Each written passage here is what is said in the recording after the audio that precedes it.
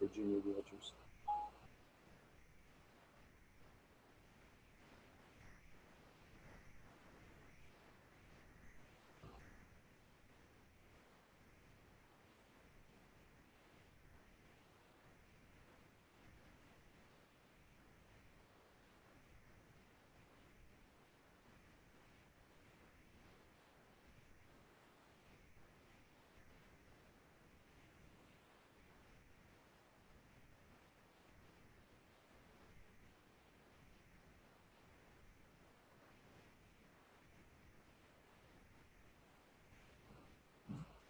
Hey, Sarah.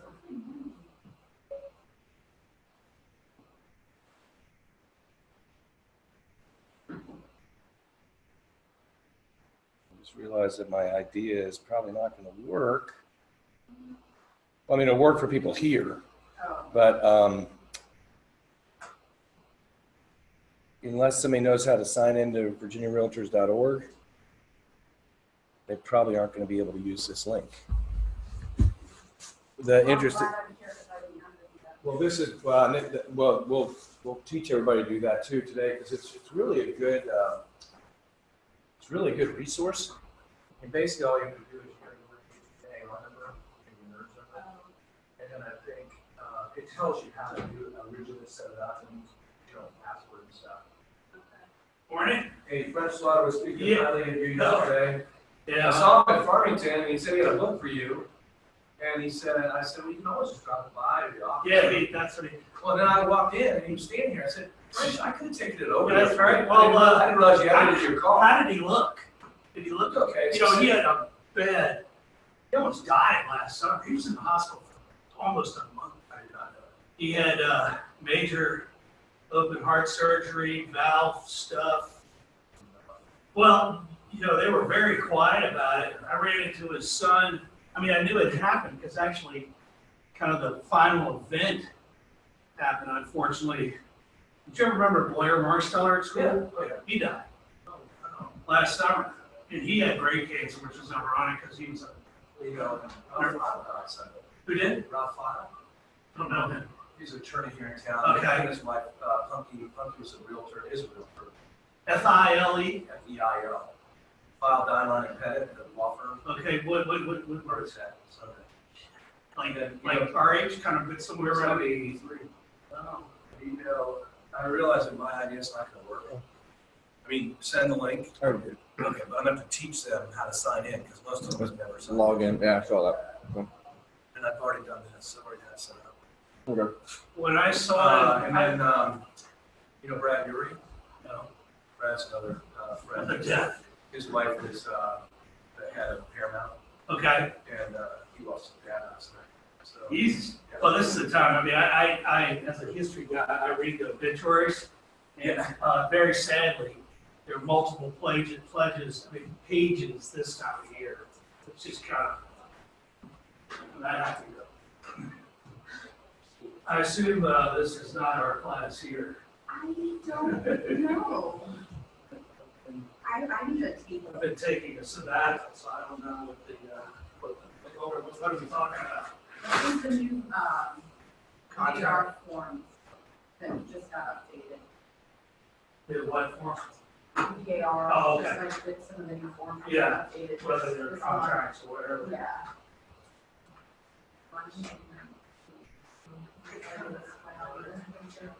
Work. Yeah. Easier. Mhm. Also, by my, what did you say, I co-parent my son who's in college dog Oh, gosh. with my ex-wife who's in Alexandria. So, it's my 3 months with him. So he kind of, he's pretty mellow, but he needs some, Dog. he's an American Horse Spaniel, which is kind of a little bit bigger than a Springer or whatever. Okay. It's kind of, Just rather Cool than as sit dog. here. It doesn't matter. he was supposed to be a honey dog. It doesn't matter. Wash him. You'll be fine. You'll be fine where you are. But anyway, if I'm home, I can get work done, but he just elevated, like power to take outside. Right. And it's really not the best to do much business. He just likes the smells and chasing after stuff. Morning. Yes, they're not set up. Like just go up and place it or might. Oh, okay. Okay. And is that, they used to pay for stuff that we done. Yes. That's And the car. car stuff, right? Yes. I've done that. I've also. Oh, there's a table. I needed to, so maybe last year, last since they did. He was free of all my targets here. Yeah, it's hard to hear. Yeah, Oh, you know, charges, like, charges, so, charges. like last year, we picked up all the car stuff and Now all they that stuff. don't, yeah, And, they have a way of generating, you know, as I lose these sure.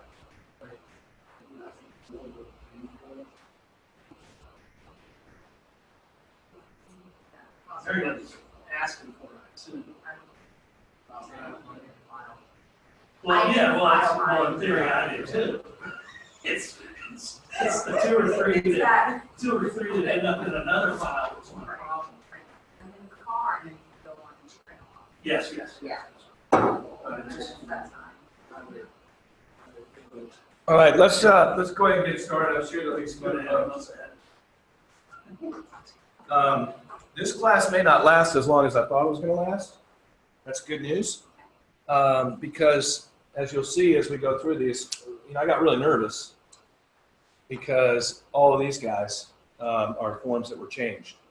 So I'm going, holy well, I don't remember seeing I don't remember getting an email that said brokers, make sure, blah, blah, blah. So I freaked out, set up the meeting, said, okay, we're going to do this class today. I'm going to go through these things to make sure everybody's up and running. And as you'll see, and one of the reasons I'm set it up this way is, as you're going to see, some of the things are just absolutely minimal.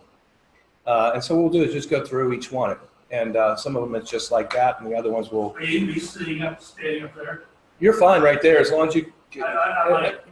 It's totally up to you. I mean, a lot of these things you're not going to read because it's so minimal. Okay. But what I thought I'd do, because a lot of you all haven't done this, is you can go on and do this yourself. And I'd encourage you, if you don't learn anything else this morning, learning how to log into virginiarealtor.org is a good thing because the resources there are extraordinary. I mean, you can see here for members, advocacy, events for buyers and sellers, about us, a blog.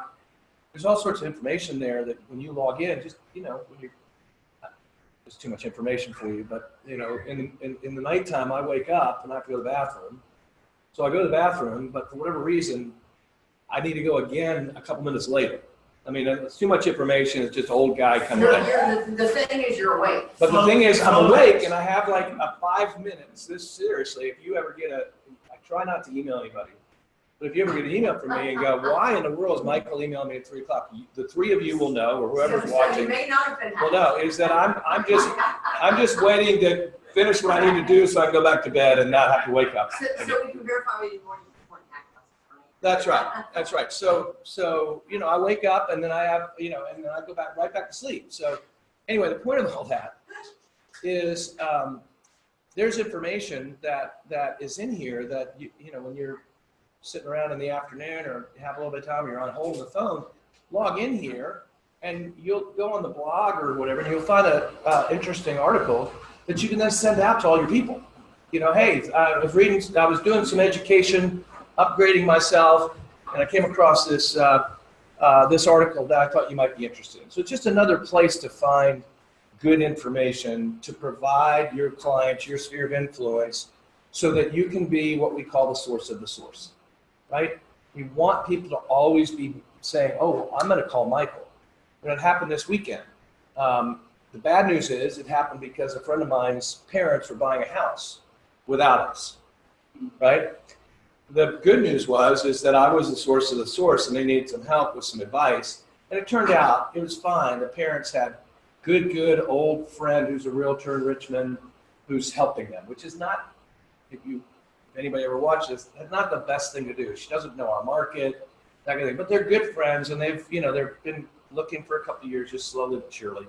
Anyway, the bottom line is I was fine with it. I said to my young friend, look, any way I can be of help to you, let me know. But it was interesting because I was just finished coffee with John Kerber, the builder with Dominion Custom Homes in Prophet Ridge. And we were talking about this very thing about how people give us advice and then they go and build a house with somebody else or whatever. Or that I give them advice and they go work with another realtor. And sure enough, I'm in the parking lot after the coffee and I get this text from my young friend saying, hey, my parents are blah, blah, blah. So I called John. I said, John, I know you're not even home yet, but you're not going to believe this, what just happened. But the point is, he knew that I would have good resources for a contractor that could tell his parents about whether an extension could be built on a house with a porch and how much it was going to cost. And he had me write up the contingency because the agent wasn't quite sure how to write it up so that they would have, the contingent on this, and for whatever reason the buyer's not happy with what they find, they can get out and get their earnest money return. So I literally am texting in the Burt Bar Starbucks parking lot this contingency and sending it to the friend. But the point is that the more and more that can happen, the more opportunities are going to come your way. And this is just another way that if you go into the blog or you go into the legal, like when you log in, and we'll do that in just a second, if you log into members, there's a whole legal thing, and there are all these videos. Just kind of like Leading RE. When you go to Leading RE Institute, there's all sorts of classes and things. Well, same thing with Virginia Realtor, all sorts of videos about different things that can help you be more educated. So anyway, my idea was, and if you're tuning in by live stream or you're watching this on YouTube, this class, my idea is to go in here and show you the changes to the forms. It's very easy to log in. Your NERDS number, which again, I always love that we're called NERDS. It's a 9-digit number. And if you don't know what it is, email Tiffany. Tiffany has those records, right? But it's a 9-digit number. I've got mine memorized now because they're different things, but it's a 9-digit. You put that in there, and you'll see when you go into VirginiaRealtors.org and you click on log in, if you've never logged in, it'll tell you what to do. You put your NERDS number in, and I forget what the auto default password is, but then you can just change it to whatever you want it to be. It's as simple as that. It's very easy to log in. The only trick is remembering your NERDS number the next time. I actually have it in my phone, so that when I forget, I can go in there, and I pretty much, not that you need to know this, but my password's Guthrie. I pretty much remember my last name all the time. So I can put my NERDS name in, and for this, it's just my last name, because I'm not really worried if somebody hacks into my Virginia Realtor website. But there's all sorts of good information, including what we're doing today. And what we're doing today is, as of January 1st, there were a bunch of forms that got updated. And Barb, before you got here, I was laughing about the fact that when I saw this, it actually came from an agent and said, hey, I see that the listing agreement has changed as of January 1, 2019. I go, holy moly, you're kidding me. I didn't know anything about it. So anyway, I freaked out, got involved in this, and I said, I'm gonna do a AHA class on Tuesday so that everybody's up to date. But you're gonna get, this is gonna be fun, because you're gonna see why the class is gonna go pretty quick, all right? So the first form that we've got here, Virginia Realtors Form 400, that's the exclusive authorization to sell. Not to throw the other agent under the bus, and I won't say who it was, but they said, I'm doing a listing agreement. And I said, that's great. We need lots of listings. But it looks like it's changed, and it looks like the compensation areas have changed. And I'm going, my hair's on fire. Like, what are you talking about? Well, it turned out there are no changes in regards to any of that. So you click on this little plus sign, and it says added items. For supervising broker name and contact information. It's the only thing that's changed in this form. The only thing that's changed, it's red line, is, and interestingly enough, you kind of get an idea. So I'm going through this, trying to figure out what's different. I said, you know what, I'm going to go into Virginia Realtors, and I'm sure they can give me something to tell me what's changed. And sure enough, they got this red line addition on the very last page, underneath everything else. It says supervising broker name and contact information. So the whole reason this has changed is because they're agents that are mad at other agents, and they want to know who to call. I mean, that's all that is okay, if I can't get a hold of him or her, I'm going to call their broker. And so now it's you're responsible for adding in the supervising broker name and information. Now that I think about it, if we look at this, on the listing agreement, obviously it's the seller. It's the listing agent. When we get to the contract, we'll see if it's in there, and maybe there are two of them. But anyway, so that's literally the only change, okay? So that's great. So now we go out of there, and we go to the exclusive authorization to sell, limited service representation, adding lines for supervising broker. So number 2, as far as limited service representation, same thing. All we're doing is we're adding in the supervising broker. So number 3, one-time showing. Now this is a good form, and one that I'm glad that's in here, because the one-time showing form is a form where you are working with a for sale by owner, as an example. You see a for sale by owner, your client's interested in seeing it. The key to the for sale by owner is you have to have something in writing from them before you ever show the property. All right? And the one-time showing form is what you're giving them. You're showing them that you're representing the buyer, and you're getting an agreement from the seller that they're going to pay a commission if you are to bring them a contract. Okay?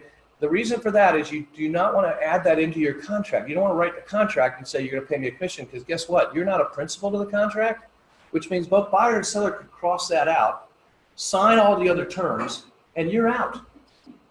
Because, so what you want to do is have an agreement, a one-time showing form signed, hey, Keelan, signed prior to showing the property. So anyway, the changes in that, adding line for supervising broker and contact information. All right. So Kayla, what we're talking about here is these forms, and a lot of the changes are just nothing other than at the very bottom of the first 3 forms that we've talked about. All it's doing is adding the supervising broker and the contact information. And again, for the reason being, you have a problem with an agent, they're not getting back to you. Obviously, that's become a big deal. And now VAR is saying, or excuse me, Virginia Realtor Association is saying that, we're going to put this in here so you know who to call. And let's just talk about that for a minute. You've got a problem with another agent. They're not getting back to you, or, whatever. They've done something wrong, or whatever. Please practice the golden rule in this situation. Think about how you'd want to be handled, something like that. It could have been an honest mistake. It could have been that you dropped your phone in the pool. It could have been you're in the mountains and you didn't have somebody covering for you. And so don't go blasting somebody else's broker or going around them and saying, this is the kind of call I get. Hi, this is Michael Beth. Yes, this is such and such from such and such. Oh, how are you doing? Great. Do you have an agent by the name of such and such? Yes, I do. How long have they been in the business? And almost every time I say, what does that matter? I mean, that's my response. What does that matter? Well, I'm having a conversation with them, blah, blah. And let me tell you guys, first of all, in almost every situation, you're right. Right? The other agent is wrong. The other agent who says, well, I've been in this business 40 years. They're still doing business like they were doing it 40 years ago. So because of what you learn and the people that you have around you, you oftentimes are right. So the first thing I'm going to tell you is, Caitlin, you're new. Logan, you're new.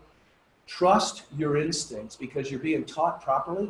So if some other agent wants to try to bully you and say, no, we're going to do it this way, use me as the bad guy and say, well, Guthrie's a stickler and, we got to, I understand you want me just to do this verbal counter, but we really want to get initials and get it in writing, or I don't really feel comfortable with the fact that you're telling me that the seller's going to pay the purchaser money after closing without anybody knowing about it. It just doesn't seem right. Yeah. And those are the kind of things. But anyway, the point being is always go to the agent first and say, hey, I'm sure blah, blah, blah, want to try to work this out or whatever. And then if they still want to be obstinate and not do it, well, then come to me and say, hey, what should we do? And sometimes, well, let's give them one more chance. And if not, we'll call the broker. And we're going to be nice. Has your agent been sick, or are they on vacation, or whatever? We just, normally they're responsive, and you're doing it not to throw anybody under the bus. So anyway, so one-time show, and then we get to independent contractor listing agreement. And again, I'm just sort of adding things in as we go here. I wish that the term was an independent contractor on this, because when we think of independent contractor, what do we think about? When you think of the term independent contractor, what comes to your mind? Our context, we're in theory legally independent contractors here. Exactly. You're paid of 1099s. You give Rogan the privilege of opening your business up under our umbrella, and you're considered, by tax reasons, you're considered an independent contractor. Why they chose to make this term independent contractor, I'm just totally confused. Independent contractor in this realm is the fact that you don't represent anybody. You're essentially a facilitator to a contract. And what that means is you don't represent anyone. So it kind of in a mindset of thinking about putting on a striped black and white shirt. And you are a referee that is trying to make sure the buyer and seller follow the rules. I mean, that's what an independent contractor is somebody who's facilitating a contract. I don't represent you, so I can't advise you. I don't represent you, so I can't advise you. I'm just going to fill in the blanks. And then I'm going to help you get from here to there.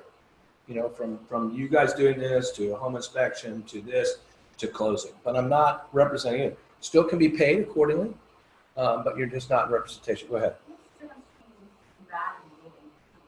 Nothing really. That's a great example of what you're really doing. Dual agency is you're in the middle of something. You're not advising either party. The only difference is in a dual agency, you actually have an exclusive right to represent agreement signed and exclusive right to sell signed. And the reason that I can answer the question that there's not a lot of difference is because if you do dual agency correctly, right, it's because you have an agreement with the seller and you have an agreement with the buyer, and then all of a sudden you realize the property fits. What most people do is they implement the dual agency policy incorrectly by saying you're at an open house, somebody comes in, they want to buy the house, they don't have an agent, and you want to get both sides of the deal. So you say, hey, that's great, well, I can be a dual agent. I can represent you both. But most agents don't realize is, no, you're not representing either. You know, you have an agreement with both, but basically what dual agency is saying, all bets are off, I don't represent either party anymore. And if I'm a seller, I'm not going to agree to dual agency because I want all of you, right? I don't want you in that situation. I want you to refer it to somebody else and turn it into designated. Or you can say to a buyer, I understand you don't have an agent. I want you to know that I represent the seller, and that's who my client is. But I can still do this for you and provide you ministerial acts. I can write the contract. I can advise you on home inspection. I can talk to you about comparables. I can get you with a reputable lender. I can do all those things. The only thing I can't do is advise you. You can tell me what you want to offer. I'll write it up. I'll negotiate as best I can. I'll come back to you. If you tell me what you're willing to pay, I'm going to have to tell the seller that. So the difference is that independent contract from the outside, at the outset, is I don't have agreement with either of you, other than an independent agreement that I'm going to facilitate. Dual agency, technically what's supposed to happen is I have a listing, so therefore I represent the seller, and then I come across a buyer that I'm working with and I decide, oh my gosh, this property would work for these people. So then I have to go back to my seller and say, look, in this situation only, would you be willing to consider this? The best place that dual agency works is if you have a buyer already, exclusive right to represent, and you go to a listing appointment and you see, oh my gosh, this is the needle in the haystack. So at that point you say to the seller, can I bring somebody in who I think would be interested in buying this house? And if so, I'm going to act as a dual agent. If it doesn't work out, then we'll just go full force, market the property, and then maybe designate a representation on it. So is that, okay, great. All right, so independent contractor agreement. We're adding the supervising broker, name and contact information. All right, we come to exclusive buyer brokers agreement, the standard one. And again, this is, the listing agreement is the listing agreement. When we get a listing agreement signed, it means we're representing the seller. We should think the same thing with a buyer. That when we have an opportunity to work with a buyer, that we're sitting down with them and they're talking about the fact that they have the right to be represented. Here's what I'm going to do. Here's what I expect from you. It's a listing. You're listing the buyer essentially. All right. But the terms are different for a buyer. And again, we're adding the lines for supervising broker name and contact. You can see that these are flying through. All right. Now we get to non-exclusive buyer brokerage agreement standard. We're adding the broker. Believe me, there are a few here that there are some changes, I promise. What is the The non-exclusive brokerage buyer agreement is you're letting a buyer work with other people. It's kind of like an open agreement. That if I find you something and I write a contract and goes to closing, you're going to pay me. But that doesn't mean I can't work with Sarah tomorrow and Ned Wednesday and that kind of thing. That's what that is. And it's similar. Something like that signed because everybody's on the same page. Well, and you want to know that you're going to be compensated. That if I'm going to do that, and I would think twice about it because I wouldn't. Well, first I wouldn't spend a lot of time. I just look at the hot sheet every day, and if I see something or if I hear of something, hey, by the way, such and such. But I'm not going to spend a lot of time previewing and things like that because I know that they're working with whoever. They may be going after new homes, that kind of thing. But the point being is you still want to have something in writing as to how you're going to be compensated if you do something. If I do this, then you're going to do this. So if, let's say, client, buyer, or seller, whoever in this situation, let's say they're not unethical, they're just dumb or whatever, and you have one of these agreements with them, and then 3 days later, some agent talks them into signing an exclusive right. You're out. That supersedes this. That's right. Okay. That's right. And let's just, again, because we're talking about different things. Having an exclusive right to represent agreement signed is different than procuring cause. Okay, procuring cause is the legal term that says, I'm the one that introduced these people to the property. I'm the one that helped them make the buying decision that they wanted to buy it. And therefore, the buyer's obligated. I've earned a commission through the seller or whatever the case may be. If going where Ned was going, if I've shown a property, I've done everything, I've shown them a couple of different times, I've gotten them with a lender, they say, yeah, I'm ready to write a contract. And then all of a sudden you find out that they bought it from somebody else, even if they had an exclusive right to represent agreement.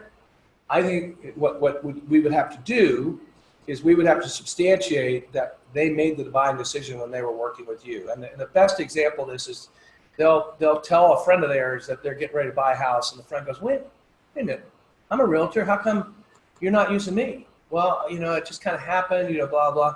Well, I want you to use me, and I'm gonna reduce my commission. I'll give you some of the commission back if you'll work with me. So all of a sudden they change their mind and they call you up and say, hey, I've changed my mind. But then they go buy the house anyway.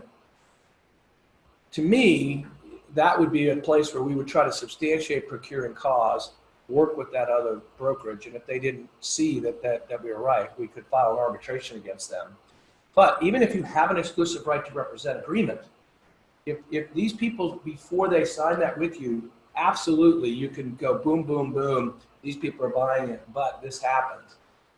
The exclusive right, now, it could mean that the buyer owes 2 commissions because they sign this exclusive represent and they say, if I buy anything in this certain time period, you're going to owe me a commission. Well, over here, procuring cause. So when somebody says to me, but I had a buyer agreement, or I know I didn't have a buyer agreement, and they went and bought something without me. If we want something in writing, we're sort of out of luck. Unless we can truly determine that procuring cause happened when we were working. All right? It is hard. It is hard. Well, I wouldn't say it's not worth it. If you came to me and clearly I said to you, yeah, I think you've got procuring cause, we would go to the other broker and maybe work out a compromise. So at least we're getting something, right? But if we feel like, and there have been times where I clearly believe that we got, finessed out of a deal, we've gone to arbitration, and we just said, we've just got to do this because we feel like we did it. Most times what happens, you get to mediation and there's a compromise and it gets done. But, the key is proving that everything was done and that you were ready to move it forward. Because procuring cause, there's a chain, start working with them, boom, boom, boom. And if at any point the chain gets broken, then it's really tough. So as an example, Sarah, you're working with somebody and you've done everything right and they're, you think they're ready to buy this, and then for whatever reason they go, rogue, they just go quiet. And then you find out they bought the house. Well, let's just say for whatever reason they were uncomfortable for whatever reason. And so they start working with an agent. So an agent comes to me and says, hey, I've got these people, they've been working with this other agent, but they don't want to do it anymore. My recommendation, one, is get an exclusive right to represent agreement. But first, do you have an agreement with the other agent? So you need to get a release. 2, I want you to get an exclusive right to represent signed. And then 3, I want you, even though they say, I think this is the house we want, I want you to go show, well, that's great, and I'm happy to show you that, but I want to show you some other houses as well, just to make sure you're sure. And what that does is that breaks the chain, because you're going to have a lockbox trail of the fact that you showed them other properties before they ultimately ended up buying that house. So that their buying decision wasn't made because they were willing to go look at a new home or go look at a house that you knew about that maybe they hadn't seen. And so if the other agent comes back and says, wait a minute, blah, blah, blah, so you've got the substantiation that 1, that they came to you and said, I want to work with you, blah, blah, blah, and then you communicated. 2, you showed them, if you're going to work with me, I want to make sure you've seen everything in that marketplace that you might be interested in before we make the final decision. There have been agents that literally, stupidly, have written a contract without even seeing the property. The buyer comes to them and as an example I said, and it was a true story, well, I'll just rebate. Okay, well, great. Well, we'd like to save some money. Okay, great. They wrote the contract, never saw the property. well, how do you know what needs to be fixed, or how are you representing them in that situation where there was no track record of it never entering the house through a lockbox or whatever else? So anyway, that's the way you would do it if you start working with somebody, is show some other things so that you've got a way of saying, there was time period when they came to me, I showed them other things, and we ultimately came back to this problem. Yeah, I was just thinking back to that scenario last fall. Yep. Yep. Yep. Unrepresented. Yep. I think I might have. Yeah, but in that situation, you're right, but it would Yeah, have been hard to, go ahead. I had a little bit different situation. It was my first listing I had. It was a Sunday morning, I was on my way to put flyers in the firebox. I wasn't going to be leaving an open house that day. I got a phone call, and I remember looking at my clock in my car, it was right at 10, and I got a phone call. It was right when my TV ad thing was from Sunday morning. And that phone call, lady said they're real interested in seeing my listing and would I be able to tell them. I didn't ask if they were working. I think I probably they were working with something, but several times later in the day, there's been a different to meet with them there. They showed them and they loved it. Really nice stuff. They loved it. Wanted to write it up. And then the next day, I called from their agent. They didn't even really explaining, they didn't know, telling you that they're looking. And so that was fine with me because I wouldn't have really wanted to do the agency. Well, and you never showed it. Yeah. So Well, the they point can't. being, in case nobody can't hear they Barb, can't. you You did show. oh, you did show it to him that afternoon. Later that afternoon, yes. Okay. But then the next day, the agent called you. Yeah. So in that Just to situation, let me know that Right. she had been working, and that was fine, Yeah. and so that wouldn't have been procuring cause though, because all you did was show a property. You never moved it forward to the point that they were ready to write a contract. That's a great example of why that's not procuring cause. They called you, you showed it to you, you were inconvenienced. They might have wrote it up, I don't know if I wrote it up that night. Oh, you did write it? Oh, yeah. Oh, Or wow. We were going to that next day, then decide. But the other agent never showed it to that house. No, she How probably was she been didn't see working it, with them? but I just let that happen, Yeah. and we were in a great relationship for us, and I don't know. Yeah, and I think in that situation, that's exactly the way it should have gone, because they didn't understand. This agent's calling you, they're picking it up because it's not ratified yet. She's clearly in control of those people. And that's where you go. Right. Okay. Non-exclusive buyer broker agreement, short deadline. Again, all we're doing is clicking the thing. I tell you the truth, I don't even know what. I'll have to look at that form, but basically, I think it's probably a shortcut. Probably just like a one-time showing representing a buyer. Let's see here real quick.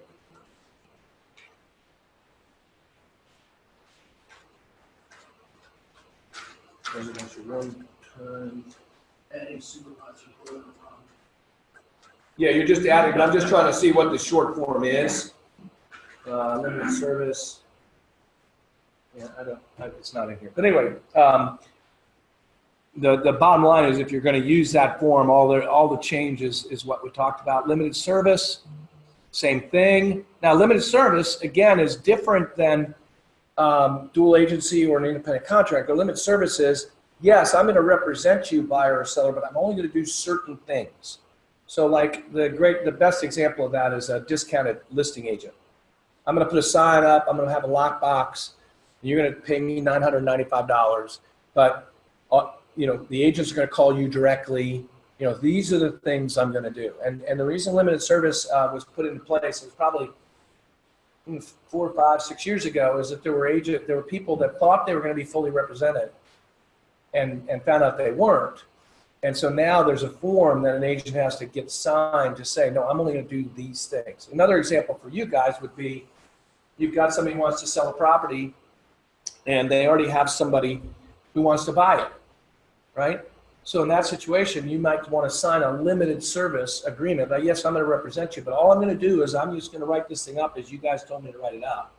And yes, I'm going to represent you, but I'm not going to represent the seller. I'm not going to market the property. All I'm going to do is this, and I'll be happy to, you two can do the home inspection and let me know what you want me to do. I'm not going to be at that. I'm not going to be at closing. It could be any of those things, but whatever you're not going to do, that's when limited service. If you get into a situation where you're in a conversation with somebody and you represent them, but there are things that you're not going to do, remember limited service. That's where you want to go to a limited service agreement. And just all you're doing is noting what you are going to do and what you're not going to do. So, all right. Then you got the regular residential contract of purchase. And guess what? There is a different change here in the real property paragraph in the contract.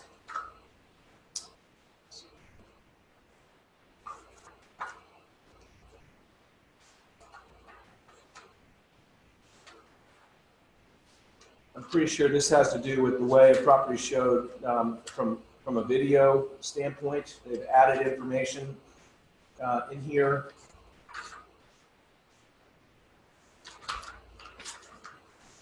Let's see here. Oh, okay. I take it back. No, I take it back. It's where you're conveying property. In paragraph 1 of the contract, in real property, where it talks about blinds and ceiling fans, all things, they've added in audio, video, or media mounts and mounting hardware, so that now those things are auto defaulted. If a seller wants to not convey those, they're going to have to tell the buyer that they don't convey. So you look in this paragraph, and it's the second line after curtain rods and brackets. It says audio, video, or media and mounting hardware. So they've literally put that in, and again, it's because it's become more and more the case. You've got a big TV up there that somebody else is going to want to put a big TV up there, and it's probably better for you just to take the TV off and leave it. The wall is what it is, and so now it's included, and that's the only thing that's changed in the residential contract. In fact, interestingly enough,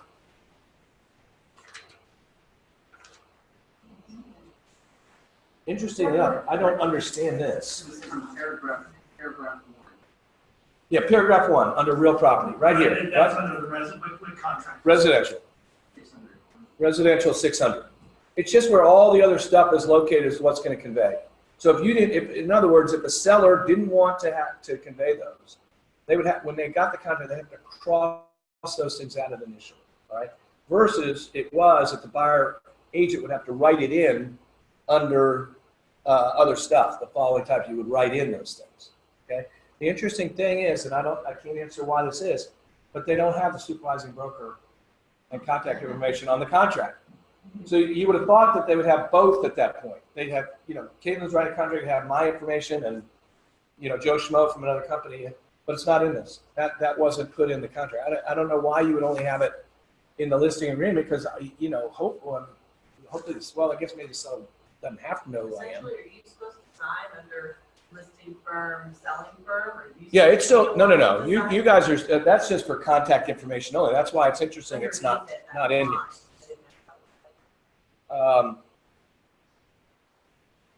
You talking about in the contract? Yeah, where it says broker. You're talking about the last page, this one, right? Second last.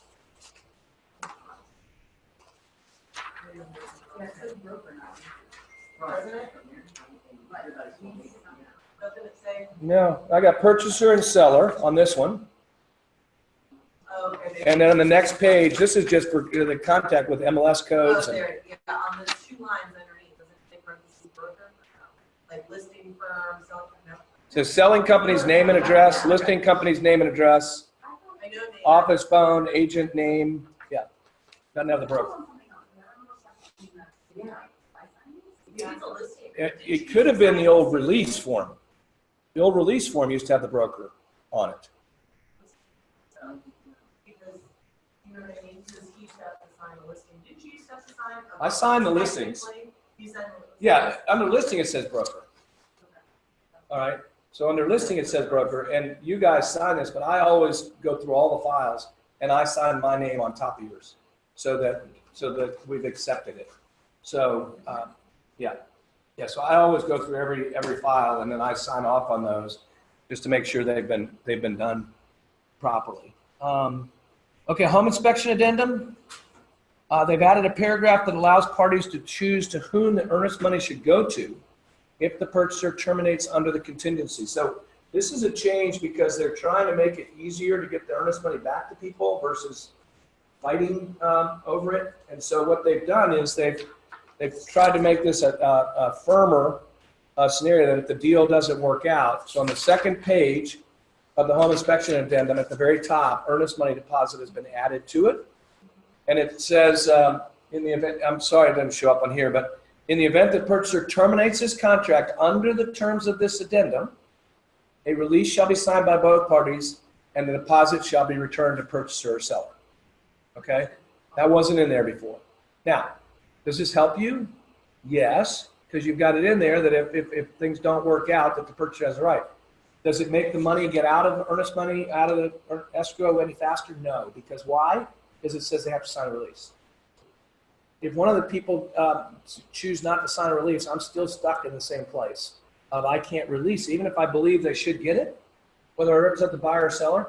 If I'm holding that earnest money, I can't release it unless that release gets signed. Now, if they had changed this to say, if purchaser gets out of this per the terms, earnest money is to be returned, without saying party release, then I would have been in a situation that the contract is very clear that says they have the right to the money, and I would be able to. But because it says sign a release, both buyer and seller still are obligated to do that for us to release the earnest money. So this is just clarification. So the earnest money, the person that's holding it really has no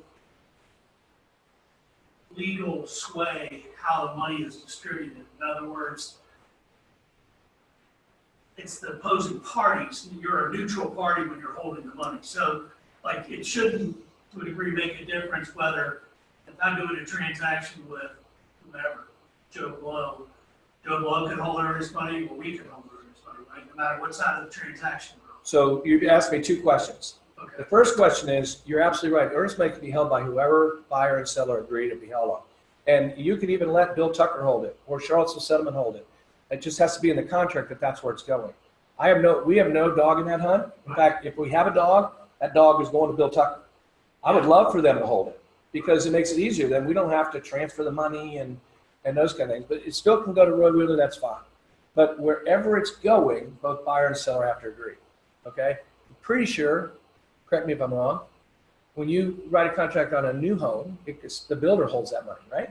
Yeah. Buyer and seller agree to that. That money's there. It gets credited at closing. All right? So that's the first thing.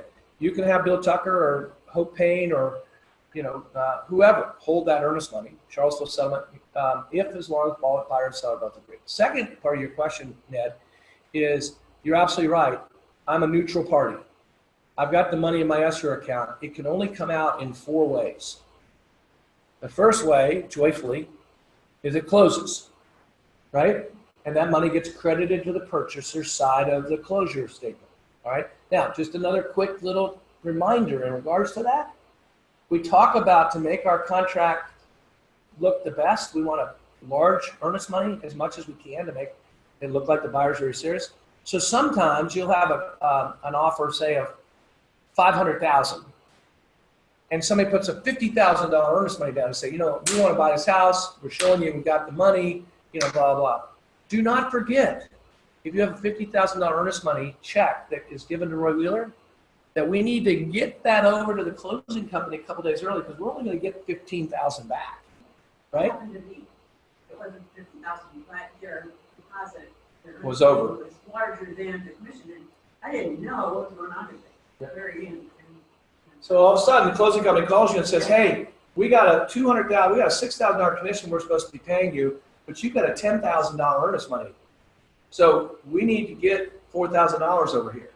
That really drives the hand crazy. because all of a sudden Ann and Mary are having to, go, to get it over there. And of course, they won't take a check. They want it wired and, those kind of things. So just remember, the point of this is you get a $200,000 sale, you get a $10,000 earnest money, put in your calendar March 13th, March 12th, if it's closing on March 15th.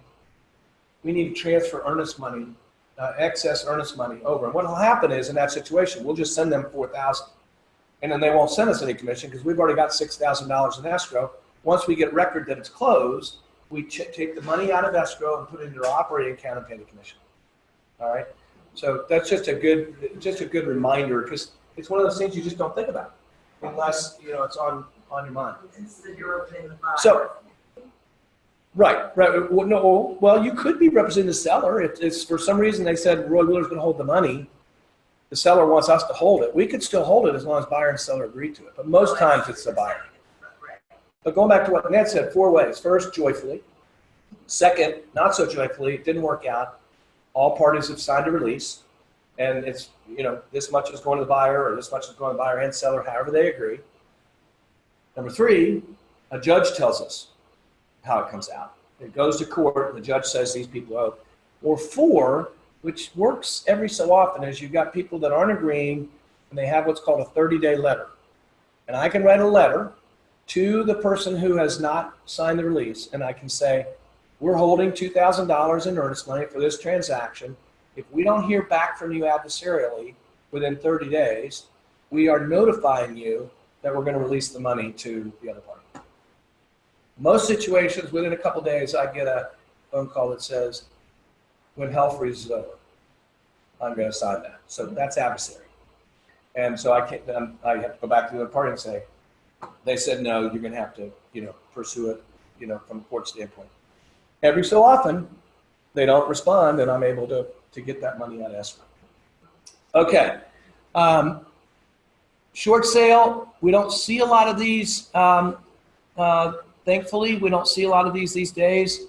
But basically all this is that the form has been reviewed and revised. We're not going to take a whole lot of time on this, but if you do get in a situation where you have a short sale, and what a short sale basically is a seller who is behind in their payment, usually by a couple months, and they want to sign it, they want to sell it, but the sales price is going to be less than what they owe.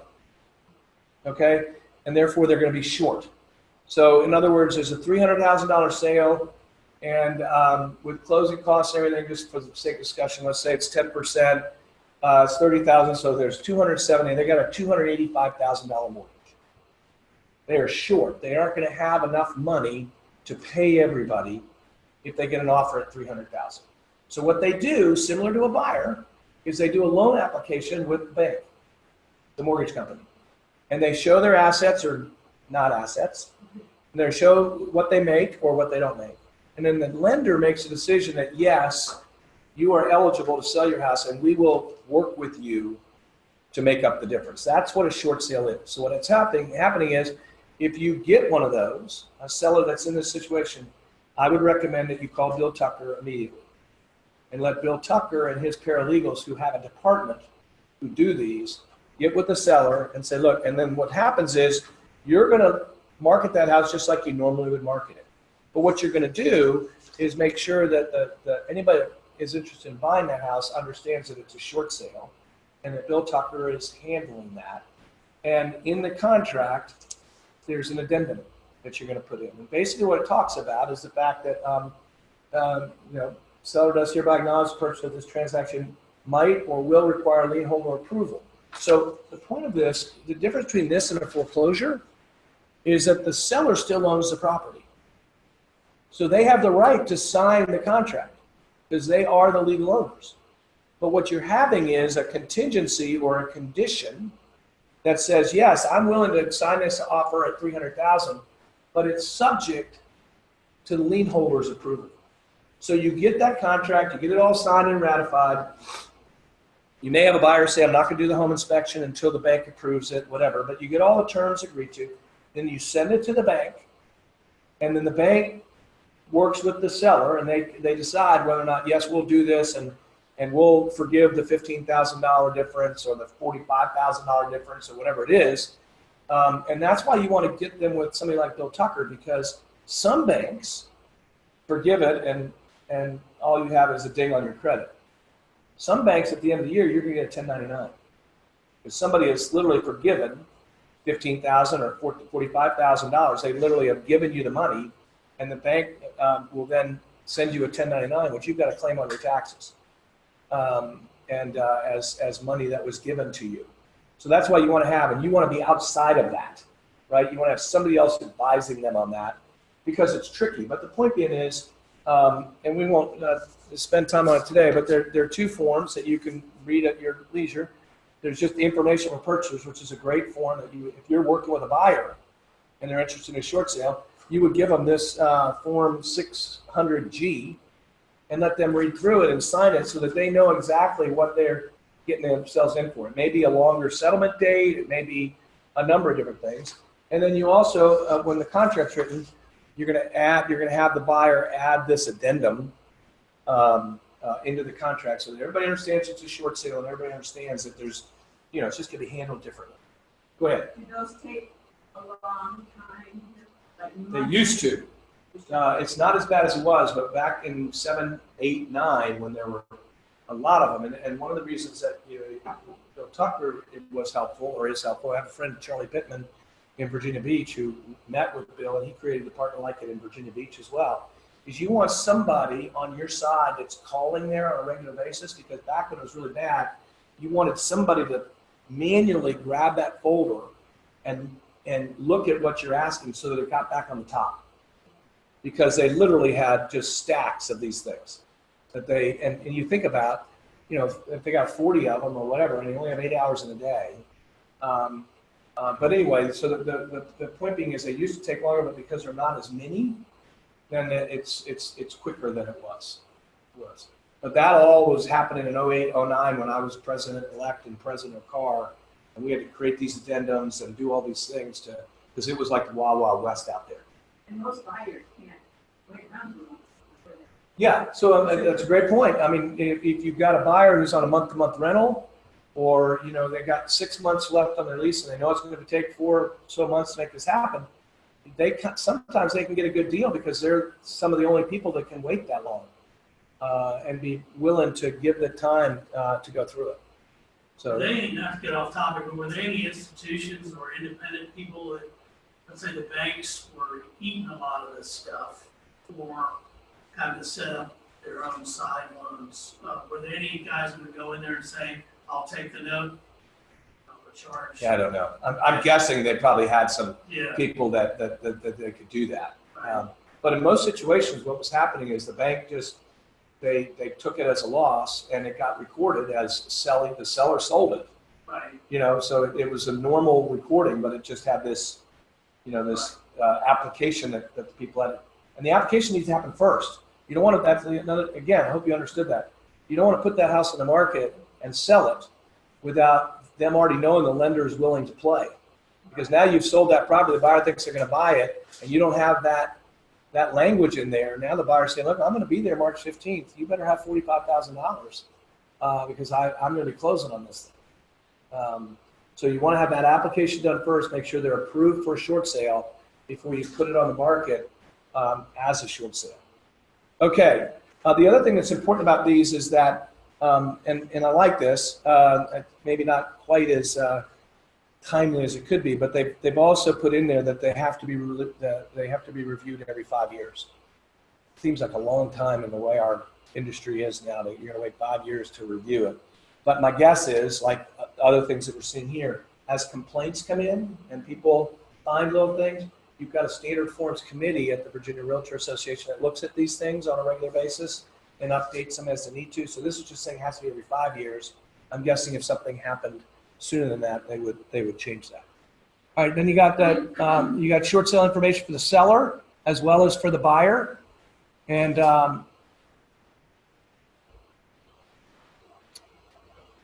yeah, again, same thing. Forms been reviewed and revised as part of the effort to ensure the forms are reviewed at least every 5 years. So again, All these are information things, kind of like lead-based paint. You're providing your buyer information about lead-based paint so that they know exactly what they're getting into if they bought this house. You know, it's 100 years old or 120 years old, whatever. If they bought, whatever, any house that's been built prior to 1978. But the same thing, and same thing with property disclosure. That you're giving that to the buyer, and they're signing it to understand that these are the things that that the seller's been made aware of, and if they have any issues with them, they have to disclose them. All right, then you've got, so we got the short sale information.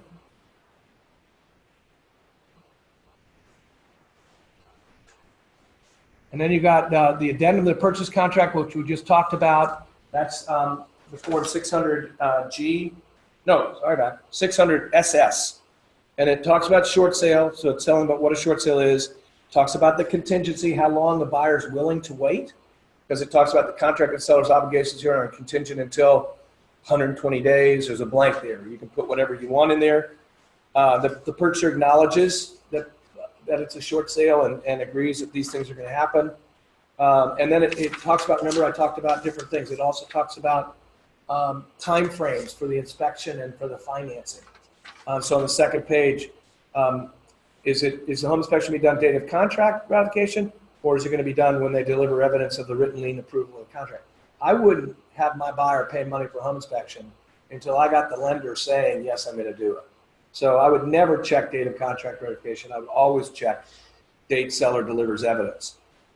Provision should not affect timeframes for any other inspections, and then timeframes for financing contingency. I would do the same thing. I would do it 30 days. It doesn't mean you can't go to J and get pre-qualified and everything. But as far as the financial contingency paragraph, I think it's paragraph 5 in the contract, 30 days after you receive word that the lender is willing to do it. There's no reason why you should have to remove that finance contingency before you even know if the lender. Does it help you from a seller's standpoint to be able to say to your buyer, hey, I've already met with Move a Mortgage or Heritage or whoever it is, and these folks are qualified. We've gone through it. Yeah, that helps. I certainly do the preliminary.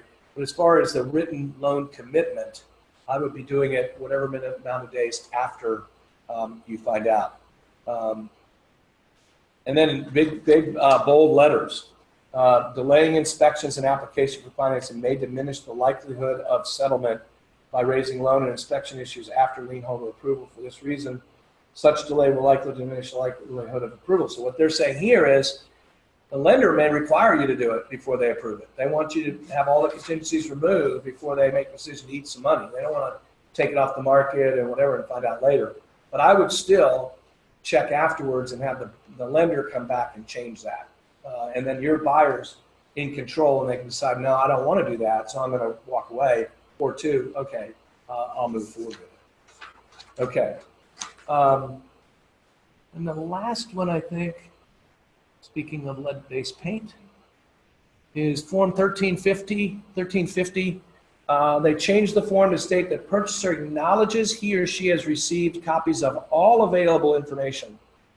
Clarified that all agents who receive compensation from the seller must initial in the agent's acknowledgement section, and they remove the reference to sub-agency. So basically what the lead-based paint acknowledgement is all available. So if the seller has some information, it used to be you just had to provide the booklet and the seller said, I don't have any other information or whatever. What they've changed it to is if there's available information, then the seller's agreeing to give it to them. It's saying that both the buyer agent and the listing agent have to sign the agent's acknowledgement section. Oftentimes you would just see that with the buyer's signatures because that's who you've given it to. You've given it to the buyer. Now you've got both.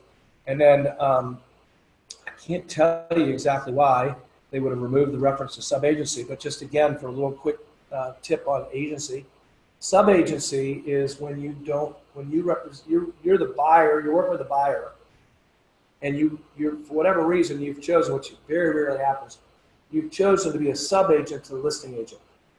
So in other words, you're not representing the buyer, you're working the deal with the buyer, but for whatever reason, you've made yourself a sub-agent. It's the way it was before we had buyer representation. Everybody used to be a sub-agent, and it was miserable, right?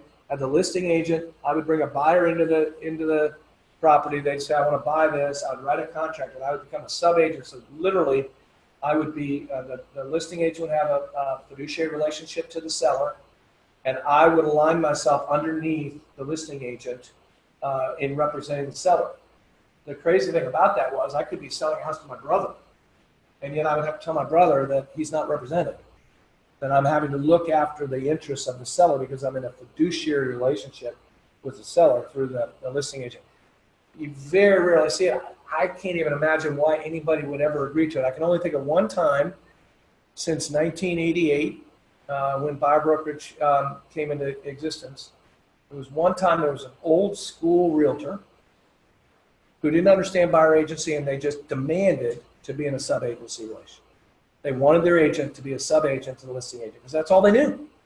And that's the only time I can ever think that, that somebody took on a sub-agency role. Some people would say, well, you know, if I just represent the seller and a buyer wants to buy the house, well, then I'm going to be a sub-agent, you know, for the buyer. No, no, no. You're in a standard agency relationship with the seller. I represent the seller and the seller only, and I'm communicating to that buyer that I'm going to help you. I'm going to do what's called ministerial acts. But all of it is under the guise of me representing the seller. There's nothing I'm going to do as far as representing you. And I've shared this, and some of you have heard me say this in the classes before. If you want to know whether you're ministerial or if you're now crossing the line and possibly representing, think of two words: information and advice. Ministerial acts is giving information. You can have a home inspection. Here's a list of home inspectors. Here are some companies that I think would be good for you to talk to in regards to closing. You know, here's some comparables so that you can decide what price you want to offer. Here's some names of some lenders to get pre-qualified, advise you to get pre-qualified and get me a letter. All that is information. As soon as they say, well, which home inspector would you recommend? I'm now giving advice. Which lender should I choose? I'm now giving advice. Well, I know it's on the market for $200,000. Do you think they'd take $190,000? I'm now giving advice. All of those mean I'm crossing the line. So in that situation, I'd say, look, you tell me what you want to offer, and I'll negotiate the best I can. Do not tell me what your high price is. Just tell me what you can offer. I'll write it up. See what I just can't advise you in that situation. That's it. Unfortunately, that's the problem with disclosed dual agency, is that your seller says, well, what do you think? And once you go into disclosed dual agency, you can't tell them what you think anymore. I can tell you these are the comparables. I can tell you this, but I can't advise you in that situation because I no longer, and that's why I feel so strongly that only in that one particular situation where you already have a relationship with the buyer and you already have a relationship with the seller, that you put yourself in that uncomfortable situation, because the seller will understand it and the buyer understand because you've got relationships with both. Beyond that, I think it's better to refer it out to another agent, let the other agent represent the buyer and have them pay you referral fee. There's nothing that says that you still can't get paid. Hey, I've got these buyers that want to buy this property. Will you write it up and take it to closing and pay me a 25% referral fee? The crazy thing about agency, and we'll close on this, is, and I'll talk more about it Thursday when I teach that class, but agency can be created in three ways: by what you say, by what you do, or by getting it in writing, right? It can't be created by somebody paying you, which I don't understand. It makes no sense to me. If somebody says they're willing to compensate me and I say yes, it seems like that would create some sort of, no, money has nothing to do with it. So Sarah can refer Barb to a buyer to write a contract on her house and get whatever referral fee she wants to get from Barb if Barb agrees to it. And there's no problem with that. It doesn't change.